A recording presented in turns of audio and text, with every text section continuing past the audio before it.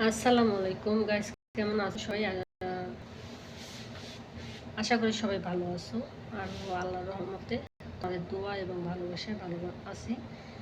প্রতিদিনের মতোই চলে আসলাম তোমাদের মাঝে। আমি এখন তো কিন্তু আমার কাজ শেষ হয়নি, আমি আছি। দেখো আমি কিন্তু কেসিনা বর্ষা সবাইকে খাওয়ান দিছি। আজকে শুক্রবার, অত বুঝে গেছি সবাইকে জুমা মুবারক। তো এই জায়গায় এসে কি দিন তারিখ সব কিছু বুঝলে শান্তি পাইলাম? শান্তি নেই। এখন কিন্তু 4টা বাজে, এখন তো কেচিনে বসে আছি, একটু বসছি যে একটা ভিডিও বানাই, কিন্তু দেখো খবর আছে চা খাইবে কথা কইতে লইছি, শুধু ডাকে আর ডাকে। ডাকালে কেমনি মন ভালো না, তারপরে ডাকে শুধু ভালো লাগতেছে না একটুকু। আছে না কথায় বলে না, টাকা থাকলে সব কিছু করা যায় না। তাই সেমনটা হয়েছে আমারও। যেমন টাকা আছে, কিছু করতে পারি না। টাকা আছে কি, মনে কর একটা আজকে 3-4 দিন ধরে আমার একটু প্রবলেম আছে দেশে। ওইটার কারণে আমি একটু করে টাকা ভরবো মোবাইলে, ডলার কার্ড। আমি সেই জিনিসটা 3 দিন ধরে পারতাছি না।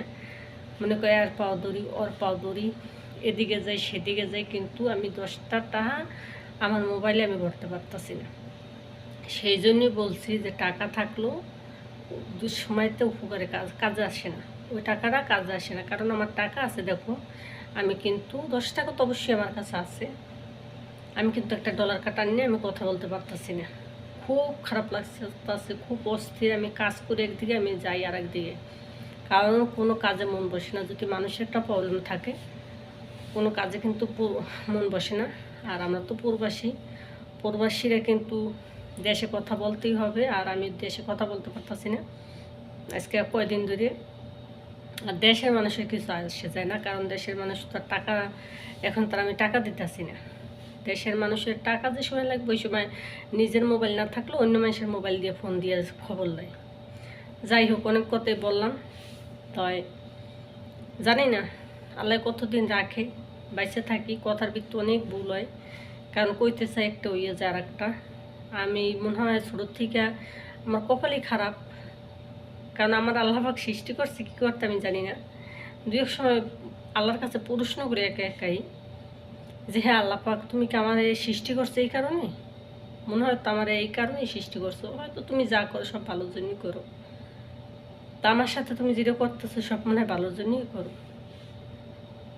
আমি জানি না আমার কপালে কি আছে, আর কতদিন আমি থাকতে পারবো প্রবাসে তাও জানি না, আল্লাহ পাক জানে। কিন্তু আমি একটা অনেক সমস্যা আছি, সমস্যাটা যে সমাধান হয়। আপনারা একটু সবাই দোয়া করবেন যে আমি যে কোনো সমস্যাটা আমি শেয়ার করবো পরে। বড় একটা সমস্যা আছে, যা ওই সমস্যাটা আল্লাহ আমাকে রহমত করে।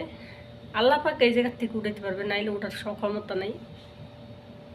তা আল্লাহ পাক যে আমার ক্ষমা করে দেয় যদি কোনো ভুল ত্রুটি করি, আর আমার এই বিপদ থেকে যে আল্লাহ পাক রব্বুল আলামিন মুক্ত করে দেয়। আল্লাহ যে হেদায়েত দান করে সবাইকে, এটাই বলবো।